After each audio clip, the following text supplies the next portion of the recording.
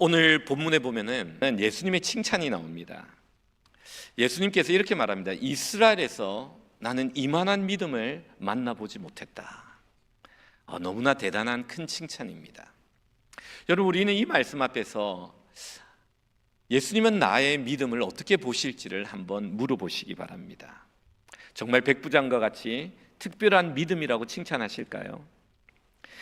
이 백부장은요, 율법을 모르는 이방인이었습니다. 로마 군대 장교였습니다.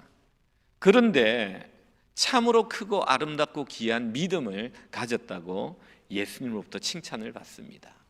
오늘은 이 칭찬받은 백부장을 살펴보면서 그가 과연 어떤 사람이었기에 예수님의 이런 큰 칭찬을 받았는지 살펴보면서 우리에게 주시는 은혜를 생각해 보고자 합니다. 먼저 첫 번째입니다. 백부장이 칭찬받았던 이유는 믿음 때문입니다. 여러분, 백부장은요, 자신의 종이 병들어서 예수님께 청하여 예수님을 모시고 옵니다. 그래서 예수님이 자기 집으로 올 때 그는 이렇게 말합니다. 7절 한번 볼까요? 우리 7절을 같이 한번 읽습니다. 시작.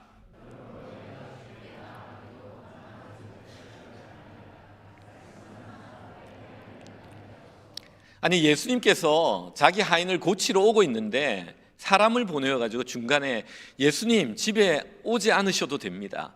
여기서 말씀만 하시면 제 하인이 나을 줄 저는 믿습니다. 이 말을 하는 거예요. 예수님이 이 말씀을 듣고 어떻게 반응하시냐면 9절에 이런 반응이 있습니다. 9절 한번 읽어보겠습니다. 시작.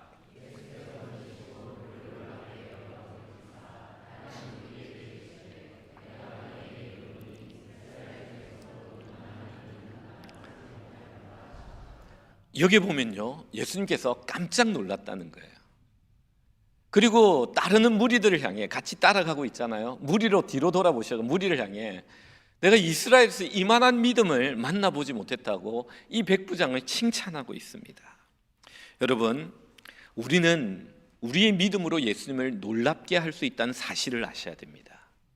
내 믿음을 가지고 우리 예수님을 놀랍게 할 수 있다고 성경은 말합니다.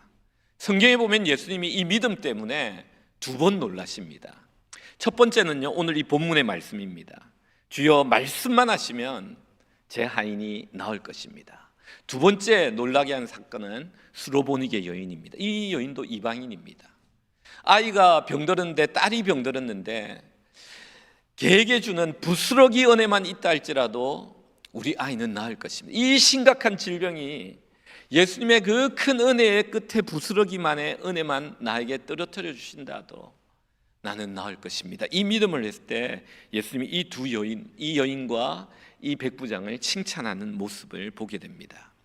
여러분, 주님은 이렇게 믿음을 보고 깜짝 놀라실 때가 있다는 겁니다. 주님의 말씀대로 믿은 지 얼마 되지 않고 이방인이고 로마 장교고 주님의 말씀대로 먼저 믿은 자가 나중되고 나중 믿은 자가 먼저 된다는 이 놀라운 역사가 일어나고 있는 모습을 봅니다. 그런데요, 또 예수님께서 놀라는 모습이 나옵니다. 이거는 정반대입니다.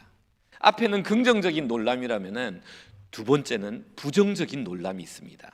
마가복음 6장 6절입니다. 우리 같이 한번 읽어보겠습니다. 시작.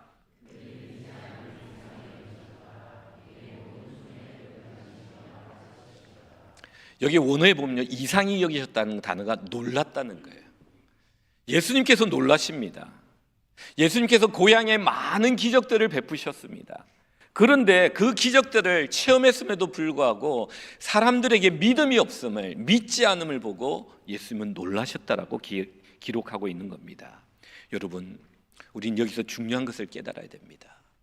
우리의 믿음이 어느 편에 서 있는지를 점검하셔야 됩니다.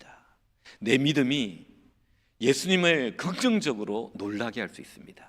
반대로 내가 모태신앙이고 내가 오랫동안 신앙생활했고 내가 매주 교회를 빠지지 않고 다녔고 성경 공부도 열심히 했는데 예수님이 저의 믿음을 볼 때 깜짝 놀라십니다. 아니, 이 정도 신앙생활했는데 이렇게 믿음이 없느냐. 이게 주님의 2가지 놀람이라는 겁니다. 사랑하는 성도 여러분, 우리는 믿음으로 주님을 기쁘게 놀랍게 하는 자들이 되기를 원합니다. 우리 자신의 믿음을 돌아보셔야 합니다. 오늘 백부장의 믿음을 보면 이 백부장이 예수님을 놀랍게 한 믿음은 이유가 이렇게 말합니다. 이 백부장은 예수님의 말씀의 능력을 믿었기 때문이다라고 말합니다. 예수님이 말씀하시면 시간과 공간을 초월하여 예수님의 말씀이 이루어짐을 이 백부장은 믿었습니다.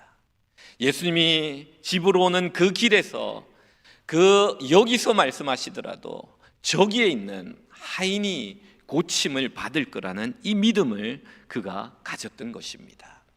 사랑하는 성도 여러분, 우리에게 이 믿음이 있어야 됩니다. 내가 여기 와서 기도할 때, 간절히 기도할 때 주님이 내 기도를 들으시고 저곳에 있는 여러 곳에 흩어져 있는 나의 기도 대상자들의 기도 응답이 이루어짐을 믿으셔야 됩니다. 내가 여기서 기도하고 내가 골방에서 기도하는데 내 품을 떠나 있는 그 자녀들의 삶 속에 하나님의 말씀의 은혜의 역사가 임한다는 이 믿음을 우리는 가져야 됩니다. 이 백부장은요, 예수님의 병 고치는 모습을 자세히 보았을 것 같습니다. 예수님이 고치시는데 약을 쓰지 않아요. 기름을 바르지 않아요. 때로는 터치하기도 하셨지만 대다수 터치도 하지 않으십니다. 오직 말씀으로 치료하십니다. 귀신아 떠나가라면 귀신이 떠나가요. 병아 떠나가라면 병이 떠나요. 그때 이 백부장은 믿음이 생깁니다. 예수님이 말씀만 하시면은 병이 떠나고 귀신이 떠나는구나. 그래서 그는 이 믿음을 가지고 예수님에게 말하고 있는 겁니다. 예수님, 여기서 말씀하시면 저기에 있는 하인이 나을 것입니다. 여러분, 너무 놀라운 믿음 아닙니까? 새로운 믿음입니다. 이전에 없었던 믿음입니다. 창조적이고 독창적인 믿음입니다. 마치 주님의 옷자락만 만지면 12년 동안 혈류병을 앓은 여인의 그 병의 근원이 치료함 받을 거라는 이 믿음과도 같은 창조적인 믿음입니다. 여러분, 우리는 연약하여 어떻게 생각하냐면 주님, 저희 집에 오셔야 됩니다. 주님, 오셔서 안수하셔야 됩니다. 우리는 이렇게 말합니다. 그러나 이 백부장은 그렇게 말하지 않습니다. 주님, 오시지 않으셔도 됩니다. 저는 주님의 말씀의 능력을 믿습니다. 나에게 그 말씀을 주시고 입 밖으로 주님의 말씀이 선포되기만 한다면 그 말씀이 그대로 이루어짐을 나는 믿기에 오직 주의 말씀만 기다립니다. 얼마나 아름다운 모습입니까? 예수님은 이 백부장이 예수님을 하나님으로 대우하고 대접하는 모습을 보고 기뻐하셨습니다. 마치 창세기에 빛이 있으라 하심에 빛이 있고 말씀하시니 그대로 되니라, 이 말씀이 창세기 1장에 계속 반복되어 나옵니다. 마치 예수님도 하나님의 창조적인 능력을 가지신 동일한 하나님으로서 이곳에서 말씀하시면 그 말씀이 권능이 있어 저곳에 있는 나의 하인의 모든 질병이 떠날 것을 믿고 강구하는 믿음입니다. 예수님 신방도 필요 없고요, 예수님 안수도 필요 없습니다. 오직 여기서 말씀만 하시면 나의 모든 문제는 해결됨을 믿습니다. 너무나 귀한 믿음 아닙니까? 여러분, 우리는요, 인생을 살 때 우리가 믿는 대로 사신다는 사실을 아셔야 됩니다. 여러분이 어떤 믿음을 가지고 사느냐에 따라서 여러분의 인생은 그 믿음대로 살아가고 있는 겁니다. 여러분이 무엇을 믿고 있느냐에 따라 그것에 이끌려 살아갑니다. 아니, 여러분이 하나님을 믿는다고 할지라도 하나님을 믿는 믿음의 크기가 달라 그 하나님을 경험하는 경험이 달라진다는 사실을 아셔야 돼요. 아브라함 링컨은 이렇게 기도했답니다. 그는 초등학교도 제대로 나오지 않았어요. 공립교육을 제대로 받지 않았어요. 그러나 그는 하나님 앞에 기도하기를, 하나님, 저에게 역사의 한 페이지를 허락하여 주시옵소서라고 기도했다고 합니다. 저는 어렸을 때 그 이야기를 듣고 진짜 마음에 감동이 왔어요. 역사의 한 페이지를 달라고 기도하며 인생을 살았던 이 아브라함 링컨에게 하나님은 역사의 많은 페이지를 허락하셨던 겁니다. 여러분, 하나님을 믿을 때 능력을 제한하지 마십시오. 우리 자신을 볼 때 우리의 연약함 때문에 하나님의 능력을 제한하지 마십시오. 하나님은 전능하신 하나님입니다. 그 하나님 앞에 입을 크게 열고 우리는 기도해야 합니다.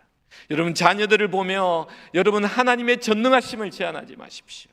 하나님 손을 들어 이 자녀를 축복하시고 이 교회를 축복하시고 하나님의 사명을 감당하게 해달라고 우리는 입을 크게 벌려야 됩니다.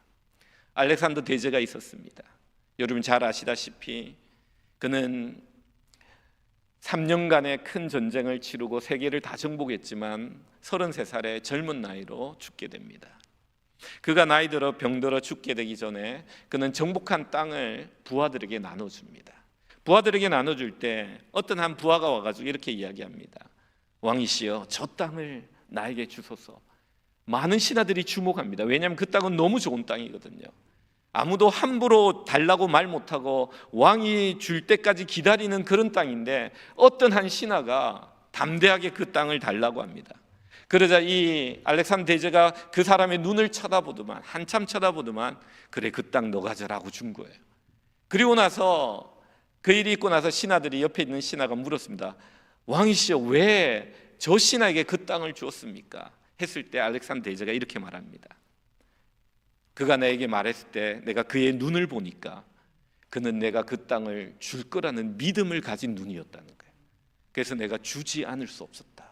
그래서 나는 그 땅을 주었다라고 말해요. 여러분 입을 크게 여셔야 됩니다. 여러분 믿은 대로 인생을 살게 됩니다. 여러분이 하나님을 향해 가진 믿음대로 하나님을 경험하게 됩니다. 여러분 소나기의 은혜와 하나님의 은혜와 능력의 소나기가 우리에게 내리는데 여러분이 믿음의 그릇을 어떻게 준비하느냐에 따라서 그게 담기는 은혜의 능력의 양이 달라진다는 사실을 아셔야 됩니다. 하나님의 말씀을 듣고 은혜를 받고 그릇을 펴는데 여러분이 작은 그릇을 두면은 은혜의 소낙비를 다 담지 못해요. 그러나 여러분의 믿음의 그릇을 크게 열고 입을 넓게 열어 하나님을 향해 창조적인 믿음을 가지고 기도하다 보면은 이 백부장과 같이 이전에도 없었고 이후에도 없는 이 놀라운 새로운 길을 개척하는 믿음의 경험을 하게 된다는 것입니다. 사랑하는 성도 여러분, 꼭 기억하십시오. 믿음이 예수님으로부터 칭찬받았다는 사실을 기억하시기 바랍니다. 그의 믿음이 예수님을 놀랍게 했다는 사실을 기억하시기 바랍니다. 두 번째입니다. 예수님이 이 백부장을 칭찬한 이유는 그의 사랑 때문입니다. 그의 긍휼 때문입니다. 2절을 한번 보겠습니다. 우리 2절 같이 한번 읽습니다. 시작. 여러분 로마 시대, 로마 이야기를 읽어보면 로마 시대는 노예의 사회였어요. 전쟁에서 잡아온 노예들이 얼마나 많은지 몰라요. 여러 노예들이 있었던 시대였습니다. 그런데 이 노예는요, 그 당시에 어떤 대접을 받았느냐? 사람 대접을 받지 못했어요. 말하는 짐승이다라고 기록이 남아있을 정도로 그냥 주인의 소유품이요, 소모품이었습니다. 근데 이 말이 모순이에요. 그 당시 시대로 보면요, 백부장이 주인이 사랑하는 종이 있었다. 그래서 병들어 죽게 되었다. 이 이야기 나오는데요. 그래서 병을 고치려고 사람을 보냈다. 이거는 그 시대에 있을 수 없는 일입니다. 여러분 그 시대는요, 종이 병들면요 버렸다고 합니다. 그런데 오늘 본문에 보면은 이 종이 아픈데 이 아픈 종을 버리지 않고 이 종을 고치기 위해 이 종을 귀히 여기며 생명을 귀히 여기며 자기의 가족과 자녀로 여기며 이 병을 고치려고 노력하는 이 백부장의 마음이 나옵니다. 여러분 이것은요, 그가 가졌던 아름다운 믿음에서 나오는 사랑의 성품입니다. 믿음을 가진 사람은요, 마음속에 주님을 닮은, 하나님을 닮은, 예수님을 닮은 이 사랑과 긍휼의 마음이 흘러나와야 합니다. 여러분 이것이 예수님의 마음을 움직이고 예수님의 발걸음을 움직입니다. 여러분 3절을 한번 볼까요? 3절에 이런 말씀이 있습니다. 같이 한번 읽습니다. 시작.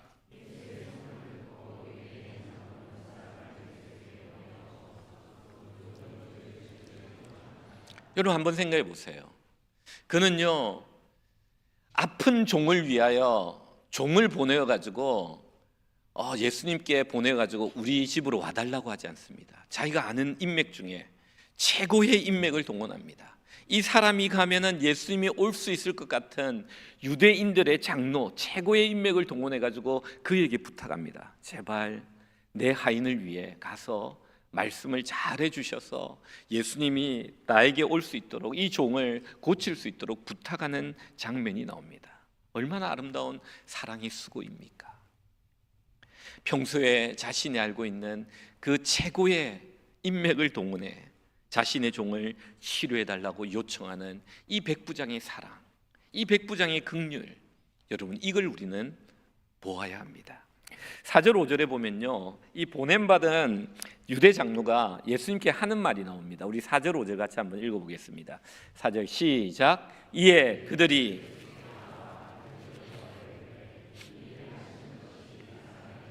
합당하나이다. 그가 우리 민족을 사랑하고, 여러분, 부탁받은 장로님들이 찾아가가지고 예수님께 이렇게 말합니다. 이 사람은 치료해줘야 됩니다. 이 사람의 종은 치료해줘야 됩니다. 이 사람은 정말 우리 민족을 사랑하는 사람입니다. 우리를 위하여 회당까지 지어준 사람입니다. 막 이 유대 장로들이 가가지고 예수님에게 이 사람에 대해서 굉장히 말을 잘하며 예수님 오셔야 된다라고 이야기합니다. 근데 여러분, 여기서 중요한 사실을 알아야 됩니다. 여러분, 유대 장로들은요, 유대인들의 지도자예요. 로마 백부장은요, 그 지방을 다스리는 로마 정복자 지배계층의 대표 사람입니다. 이들은요, 서로 적입니다. 여러분, 적에게 인정받는 사랑, 이것을 볼 수 있어야 돼요. 한번 깊이 묵상해 봐요. 로마가 보낸 지배자 정복자가 그 가버나움을 다스리고 있는데, 그 가버나움에 있는 유대 종교 지도자들이, 장로들이 이 사람은 정말 우리를 사랑하고 우리를 위해 교회를 지어주고 우리 민족을 사랑하는, 하인을 정말 사랑하는 사람입니다라고 예수님께 말하고 있다는 겁니다. 자기의 대적, 원수, 라이벌, 정말 반대 방향에 있는 이 사람들이 이 백부장의 사랑을 인정하고 있는 모습입니다. 여러분, 이게 감동인 겁니다. 우리의 사랑의 수고와 선행이 기적을 일으키는 재료가 된다는 사실을 아셔야 돼요. 도르가라는 여자 여러분 기억하십니까? 그가 가부른데 죽었어요. 사도행전에 보면. 그런데 그가 죽었을 때 친구들이 와가지고 평소에 이 도르가가 행했던 선행을 이야기합니다. 그가 나를 위해 이것도 만들어줬고 이 옷도 지어줬고, 막 그가 베푼 선행을 이야기를 하자 이 베드로가 감동이 되는 거예요. 그래서 이 죽은 도르가를 위해 간절히 기도할 때 죽었던 도르가가 살아났던 기적을 여러분 기억하실 겁니다. 여러분, 예수님이 이 시간 감동을 받는 거예요. 아니, 백부장, 유대가 아닌 로마 장교, 이 식민지로 와서 이 가버나움을 지배하는 사람이 하인이 아프다고 예수님을 초청한다고, 그뿐만 아니라 라이벌 의식에 있던, 상대 진영에 있던 이 지도자들, 유대 장로들이 와가지고 예수님께 와서 이 사람은 우리 민족을 사랑하고 이 사람은 우리를 위해 회당을 지어주고 이 사람에게 가는 것이 합당하다는 이 말에 예수님의 마음이 감동되는 거예요. 그래서 발걸음을 옮기는 겁니다. 사랑하는 성도 여러분, 이걸 기억해야 됩니다. 우리는 이 백부장의 아름다운 긍휼과 사랑의 인격을 가져야 됩니다. 예수님을 닮은 이 긍휼, 이 사랑이 있어야 돼요. 예수님이 이 땅에 성육신하셔 내려오셨듯이, 여러분, 긍휼이란 것은요, 사랑이란 것은 그 사람의 눈으로 보고 그 사람의 생각으로, 마음으로 생각하고 그 사람의 가슴으로, 감정으로 느끼는 거다라고 말했어요. 이 백부장은 이 하인의 고통을 자기의 것으로 느끼며 이 아픔을 공감하며 이 아픔을 치유해 주기 위해 예수님을 청했습니다. 이 백부장이 있는 가정 얼마나 행복할까요? 여러분, 이 하인은 얼마나 행복할까요? 여러분, 우리가 이런 사랑이 넘칠 때 우리가 있는 그곳이 천국이 되고 행복해진다는 사실을 알아야 합니다. 여러분 얼마나 내 주위에 허락한 사람들을 사랑하고 있습니까? 하나님의 마음과 하나님의 긍휼과 하나님의 사랑으로 그를 바라보고 있습니까? 이 긍휼은요, 밖에서 보는 게 아니에요. 그 사람 안에 들어가 그 사람의 마음과 그 사람의 생각과 그 사람의 감정으로 그가 느끼는 걸 같이 느낄 때 사랑의 사람이 되는 겁니다. 여러분, 한번 점검해 보시기 바랍니다. 나에게 이 사랑이 있는지. 여러분, 점검은 이렇게 하시면 됩니다. 내가 기도할 때 나는 얼마나 내 주위에 연약하고 아픈 자들을 위해서 기도하고 있는지, 이 백부장과 같이 그 아픈 하인을 위해 유대 장로를 보내고 간청하고 있는 이런 수고, 사랑의 수고, 이 기도의 수고가 나에게 있는지를 돌아보아야 합니다. 여러분, 우리가 이런 사랑으로 살아나갈 때 하나님께서는 놀라운 은혜와 역사를 베푸시는 겁니다. 여러분, 이 백부장을 그냥 믿음의 아이콘이라고 생각하지 마십시오. 이 백부장은 어떤 의미에서는 사랑의 아이콘이었습니다.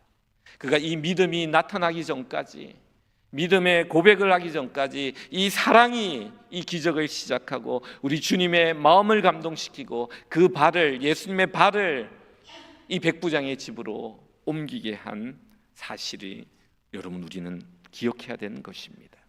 두 번째로 기억해야 될 것은 우리는 백부장의 사랑과 긍휼입니다. 이것이 우리 주님을 감동시킨 겁니다. 세 번째입니다. 오늘 본문에는요, 이 백부장의 겸손이 나옵니다. 예수님을 대하는 태도가 너무 아름답도록 겸손합니다. 백부장의 겸손은 먼저 3절에 나옵니다. 여러분 3절 한번 볼까요? 3절 같이 읽습니다. 시작.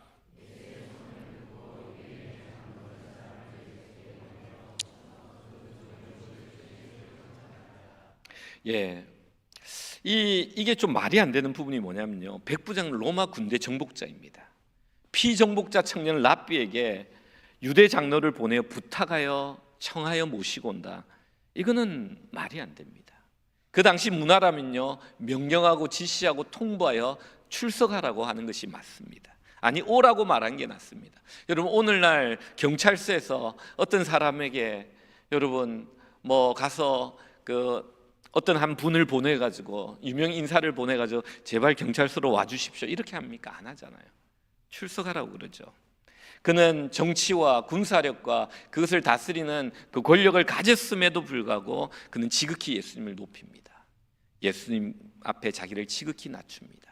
자기의 사회적 신분을 다 내려놓고 사람을 보내어 간청하여 예수님을 자기 집으로 초청하는 모습을 봅니다. 예수님은 그의 사랑에 감동하여 걸음을 옮겨 그의 집으로 가고 있습니다. 그런데 이 백부장이 생각해 보니까 예수님이 자기 집에 오는 것을 감당치 못하겠습니다. 그래서 자기가 뛰어가지 않고 또 벗을 보냅니다. 벗을 보내가지고 뭐라고 말하는지 우리 6절에 한번 보겠습니다. 6절 같이 읽습니다. 시작.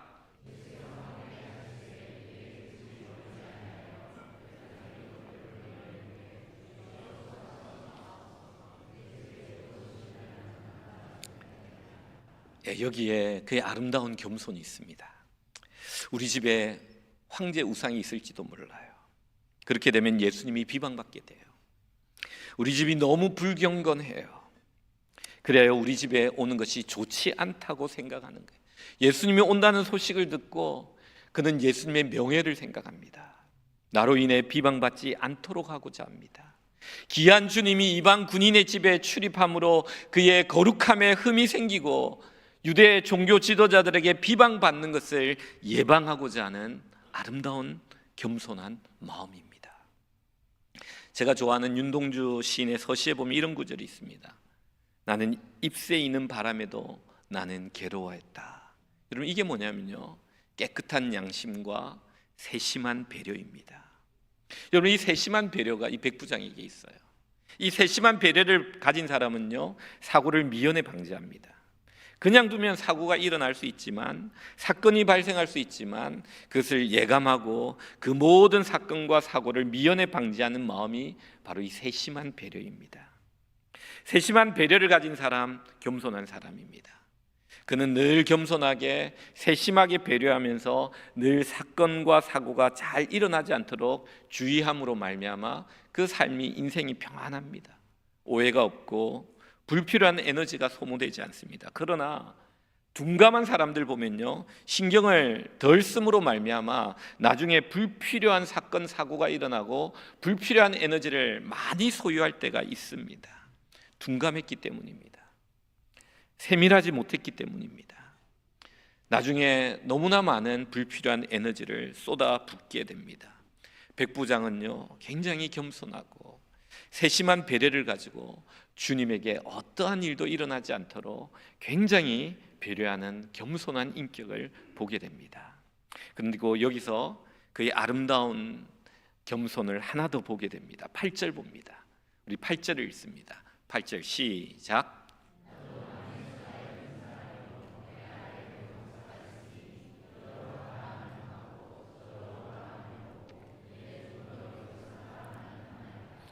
예, 그는 군대에 있었던 사람입니다.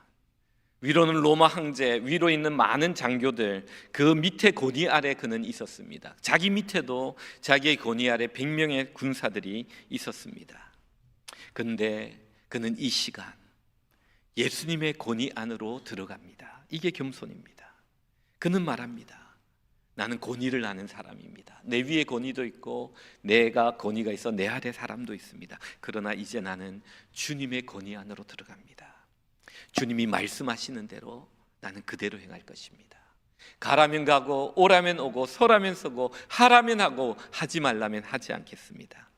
들어보고 순종하는 게 아닙니다. 일단 먼저 주님의 권위 안에 들어가 주님이 뭐라고 말씀하시든 간에 내가 순종하겠습니다. 여러분, 여기에 기적이 있는 것입니다. 여러분, 이것이 겸손한 인격입니다. 그는 주님 아래에 들어가 주님을 주라고 하고 자기는 종이라고 고백합니다. 이제 말씀만 하시면 그대로 행할 것입니다. 그때 기적이 일어나는 겁니다. 주님은 이 말에 기뻐하십니다. 이 말에 기뻐하십니다. 주님의 권위 아래 주님이 뭐라고 말씀하시든지 간에 그대로 순종함으로 하나님의 능력과 역사가 자신의 삶에 나타나는 삶을 살겠다고 결단하는 이 겸손한 헌신과 순종, 이것을 주님은 기뻐하십니다. 그래서 이스라엘의 이만한 믿음을 보지 못했다고 말씀하고 있는 거예요. 여러분, 이 세상의 사람들은요, 주님의 권위 아니면 다른 권위 아래 살아가고 있다는 사실을 아셔야 됩니다. 여러분, 주님의 권위 안에 있다가 또 세상의 권위 아래 있는 그런 사람도 있습니다. 삼손은요, 낮에는 하나님의 권위 아래, 밤에는 창기를 찾아가는 정욕의 권위 아래 살았다고 성경은 기록합니다. 사울은 시기와 질투의 권위 아래 살았다고 기록합니다. 발람과 아간과 아나니아와 삽비라는 돈의 권위 아래 들어갔다고 말합니다. 그러나 오늘 이 본문의 백부장은 오직 예수님의 권위 아래 들어가 주님 말씀만 하십시오. 저는 주님의 말씀에 순종하겠습니다. 겸손하게 순종하고 헌신하는 이 모습을 주님은 너무 기뻐하셨던 겁니다. 말씀을 맺습니다. 오늘 본문은요, 백부장이 예수님을 믿음으로 놀랍게 했습니다. 그리고 사랑으로 세상을, 주님을 감동시켰습니다. 그리고 겸손으로 예수님을 기쁘시게 했습니다. 오늘 우리 이 시대의 교회의 문제가 뭔지 아십니까? 오늘 이 시대의 교회의 문제는요, 백부장과 같은 믿음을 가진 사람 너무 많아요. 그런데 백부장의 사랑과 백부장의 겸손을 가진 사람이 부족합니다. 사랑으로 겸손으로 세상을 놀라게 하는 사람이 부족하다는 거예요. 믿음을 가지고 세상을 놀랍게 하는 사람은 많은데 주님이 보여주시는 이 아름다운 성품, 사랑과 겸손으로 이 세상을 놀라게 하는 사람이 부족하다는 겁니다. 반대로 예수님과 세상이 놀랍니다. 교회도 많고 성도도 많은데 믿음이 너무 없어요. 그래서 주님이 놀랐어요. 세상이 놀랍니다. 사랑이 없어요. 겸손하지 않아요. 그래서 주님이 놀라고 세상이 놀라는 것입니다. 천국 가는데 목사님, 믿음만 있으면 되지 않습니까? 맞아요. 믿으면 천국 가요. 그러나 사랑과 겸손이 없으면 세상을 변화시키지 못하고 세상을 놀랍게 할 수가 없다는 사실을 아셔야 됩니다. 손양은 목사님은 사랑으로 세상을 놀랍게 한 믿음의 사람이었습니다. 한경직 목사님은 겸손으로 세상을 놀랍게 한 믿음의 사람이었습니다. 오늘 이 백부장은요, 믿음뿐만 아니라 사랑과 겸손으로 세상을 놀랍게 하고 주님께 칭찬받은 사람입니다. 이 놀라운 칭찬을 받는 귀한 성도님들 다 되시기를 주님의 이름으로 축원드립니다.